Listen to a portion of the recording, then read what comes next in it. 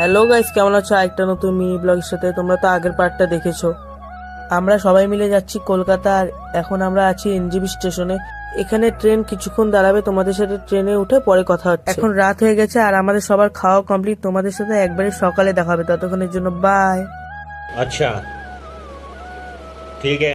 এখন রাত 2টা না 3টা বাজে। আমরা বর্ধমান জংশনে ঢুকছি আর প্রায় ভোরের দিকে আমরা কলকাতা পৌঁছে যাব একদম।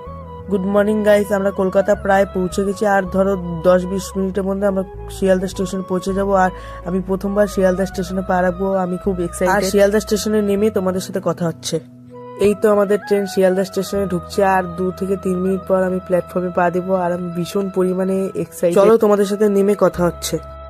অবশেষে আমি কলকাতা পৌঁছে গেলাম, আর আমরা কোথায় কোথায় ঘুরতে যাই তোমাদেরকে নেক্সট ব্লগে দেখাবো। ততক্ষণের জন্য বাই।